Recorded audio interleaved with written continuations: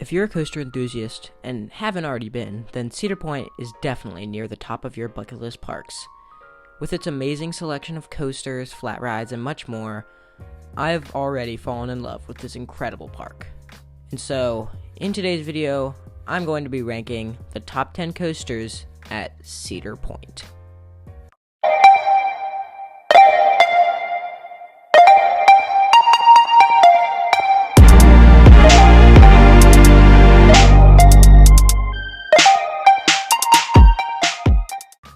Starting off at the number 10 spot, we have Rugero. This is a B&M floorless coaster, and let's just say it's probably the most disappointing coaster I've ever been on. Looking at it, I don't know why, but I thought it was going to be top 5 worthy at the park. And when I went on it, well, it did not nearly live up to the hype I gave it. It's partially my fault for hating on this, but the reason it's at number 10 is because it still does some good stuff. The first drop is pretty fun in the back row, and the first vertical loop is extremely tall and pretty fun and forceful, but the rest of the ride just meanders around. At another park, it would be a pretty good supporting attraction, but this is Cedar Point, where you can only accept the best of the best. I mean, Millennium Force is literally right next to it. So, yeah, that's why I don't have this at a higher spot. Moving on to number 9, which I have given to Blue Streak. Now, I personally love Blue Streak because it's one of those coasters where I knew nothing about and nobody hyped it up for me, so I came in open-minded and I was blown away. The airtime on this thing is absolutely crazy, and while many people call it rough, I mean, what do you expect? It's an old lakeside woody coaster. But I personally don't find it too bad, and I don't think it's migraine-inducing, like some other coasters in the park. But overall, I think Blue Streak is an extremely fun coaster. There is ejector on this thing, which I did not expect at all. The only other PTC Woody I'd been on was Racer, and this blew it out of the water with its airtime. But I also want to point out that the entrance is a hassle to find. I found myself walking around looking for the entrance to this coaster because it's tucked away behind one random building. It's so weird. But overall, I think Blue Streak is a great coaster, and I hope it stays around for many more years to come. Taking our number 8 spot is going to be Gemini. This is yet another coaster that surprised me because this thing looks like it's going to be 3 minutes of sheer jackhammering pain, but in reality, this is the best dueling coaster I've ever experienced. The floater this ride delivers is great and very strong despite it having smaller drops. The lap bars are also very comfortable and allow the airtime on it to be very strong, fluent, and work well with the ride. And some people may say that the slow turns take away from the pacing of the ride, but I couldn't disagree more. The turns allow one train to pass the other, and that causes some competitive racing to go on throughout the ride. And also, move over Gatekeeper. Gemini has the best head chopper in the park. This metal bar made me feel like I was about to get decapitated, and genuinely scared me. I really hope this coaster doesn't get taken out for further expansion, but it seems likely. But in total, this ride may seem small, but it is a very enjoyable and smooth experience. And if you're ever at Cedar Point, you should never skip this classic aero dueling coaster. Anyway, let's move over to number 7, which belongs to Gatekeeper. Now this ranking may upset some people, but please, hear me out. This is yet another ride that I hyped up for myself because, I mean, come on, just look at this thing, it's beautiful. And don't get me wrong, the ride is still great. The first drop is amazing, I love the keyholes, and the airtime is underrated, but it didn't do it for me like the other rides did. And out of all the B&Ms in the park, which I will get to later, this was just not as forceful, and the disappointment made me have less fun on this ride. But now, it's time to talk good about Gatekeeper. The hang time is amazing. I loved it, and I for one do not hate the vest restraints as much as some people do. They don't tighten as much as they do on other rides like Banshee and allow for some great airtime/hang time. And keep in mind that I only got one ride on Gatekeeper on the left side, so I'm sure this ranking will change in the future. But for now, Gatekeeper sits at number 7 on this list. Alright, now let's get into number 6, which is Val Raven.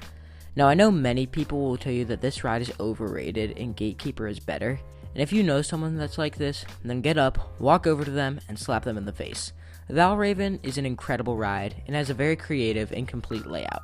Honestly, the only reason it's hated on is because it's at Cedar Point, where everything has to be the biggest and the baddest coaster on Earth for it to be accepted. If this was at any other Cedar Fair park like Worlds of Fun or Dorney, it would be one, if not the best ride there. But Val Raven offers some great elements through its fun layout. I'm a huge fan of the first drop, and it offers an amazing sensation of weightlessness. And I will say it again, the vest restraints don't take away from the experience in the slightest. And that Immelman is a perfect mixture of both fun to look at and fun to be on. It offers some great forces, as well as the dive loop and the hang time filled 0G roll. And although many people may disagree with me, the floater hill delivers. And it's truly a great ending to this incredible ride. Alright guys, it's top 5 time. And before we do, you must know something. It's that all the coasters that I'm about to talk about are very good, and they are so hard to rank, and they could easily move up and down a spot because every single one is just so incredible. And with Cedar Point being the roller coaster capital on planet Earth, this is a truly incredible selection of coasters. Anyway, enough talking. Let's get into the number 5 spot, which is going to go to Raptor. Now this was my second B&M invert, and with the other one being Banshee, I felt like this was destined to disappoint. But to my surprise, this ride blew me away. And this is a coaster which you should not judge from ride POVs and videos, because although a large section of the ride is straight track, and it may seem to take away from the pacing and general experience, you barely feel them over the other intense and snappy elements. I honestly prefer this over Banshee, and every single inversion on this ride stands out.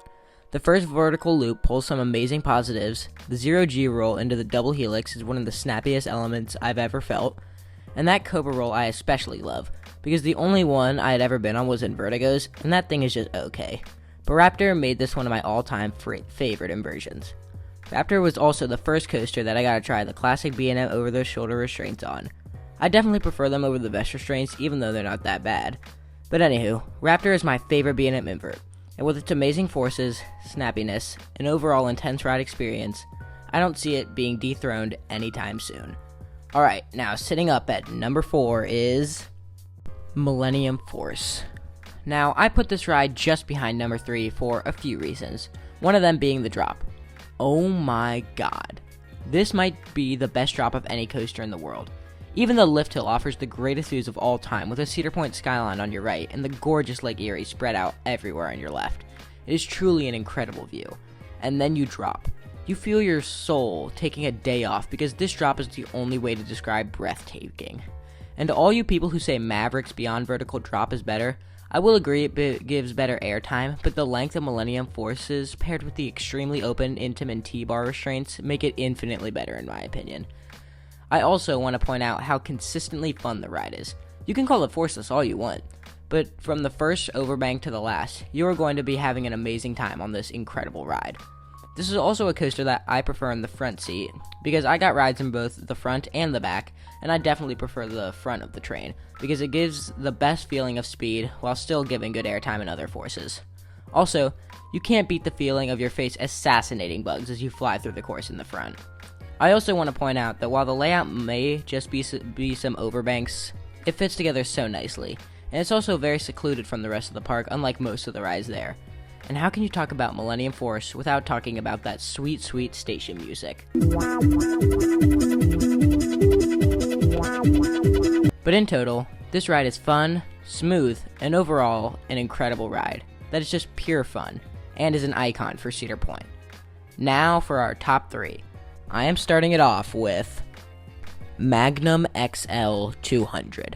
Now first off, I want to say that this ride is both underrated and overrated, because, I mean, it doesn't deserve this. Magnum sucks. But it definitely doesn't deserve this. My personal top-ranked M coaster is Magnum XL200. And the reason I have it this high on the list is because when it comes to big, graceful rides, they're pretty fun, but I prefer sharp positive and negative G's. And while Millennium Force is graceful and fast, Magnum's finale blows all of that out of the water. Sure, the first half isn't amazing, and that turnaround is just absolute doo-doo, but those final hills, oh my lord. I don't know how to emphasize enough how amazing these are. You are flying out of your seat, and if it wasn't for that 50-pound excuse for a lap bar, you would go flying into the stratosphere. I have been on so many ejector moments, but none of them come close to what Magnum does. I love these things to death. To this day, it's the best finale I've ever experienced, unless I get on the Mosasaurus roll or the quad down soon. That opinion is not changing. And although this coaster can get extremely rough, I can look past that and find the good in the ride. The only negative I have to say is that the first hills don't do much and the lap bars suck. But otherwise, Magnum is just a purely incredible and fun ride. But it's still not elite as the top two. Starting with our number 2, the best Intamin in the park, Wilderness Run. This ride is so underrated. No, I'm just kidding. It's Maverick. Okay, now that you know that the number 1 is, well, Steel Vengeance, please stay till the end because I still have a lot to say about both of these rides. First off, Maverick. Oh my gosh. I know Intamin was trying to show that size doesn't matter, but I think they might have done too good of a job. Maverick is one of the best coasters I've ever experienced, and probably one of the best in the entire world. I also think that the 95 Beyond vertical drop is insanity. I was lucky enough to get 2 back row rides on this, and dear lord, you get thrown out of your seat. Then the triple snip snaps in a row, I cannot express how snappy these are. And while many people may hate the over-the-shoulder restraints, I think without these, your body would fling around too much because of the insanity of these snip snaps. And then, you go into my favorite airtime moment in existence, this hill. I don't know what cruel joke the Intamin designers were making, but they made this hill godlike. Especially in the back row, this thing flings you out of your seat. And let's just say, there's a reason our channel logo looks the way it does. Then, after 2 mediocre but still pure fun inversions, the horseshoe rolls, you go into the second launch.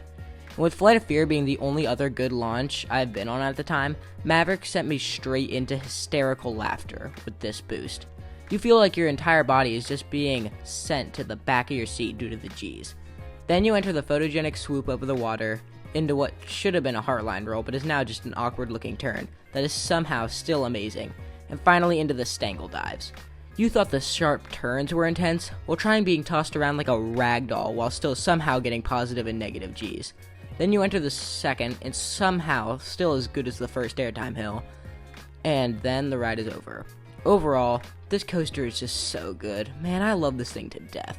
It definitely gets overshadowed by my number 1, and it's just not fair because Maverick is just as good, and they are so close. But overall, I had to give another coaster the number 1 spot.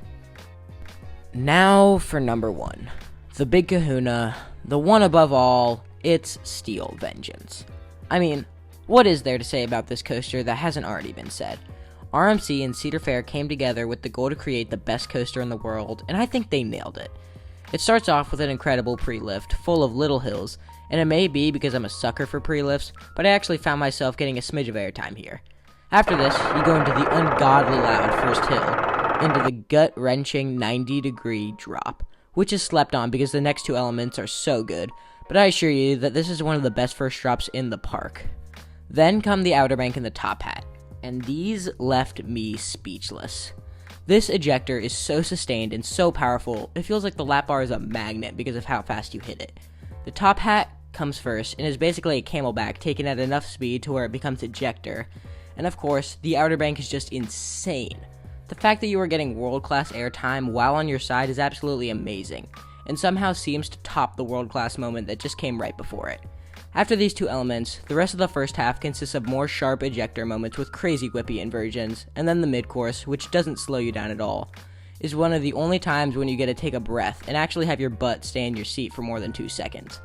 Then comes the second half of smaller airtime hills and diving in and out of the structure, all of which deliver supreme ejector, and after the 6 ejector hill finale comes you hit the brakes. So in conclusion, this ride was made to be perfect, and they accomplished that and more. It's long, tall, fast, loaded with airtime, and buttery smooth. I will never stop praising this coaster, gets an 11 out of 10, and is the best coaster at Cedar Point. If you made it to the end of this video, thank you so much for watching, and please like and subscribe for more full-length videos and more. Also, please tell us in the comments if you want a full review on any of these coasters I've mentioned in this list, because we'd be happy to do it. With all this being said, we would also love if you would tell us your list of the coasters of Cedar Point in the comments. And with all this said, we will see you later. Peace!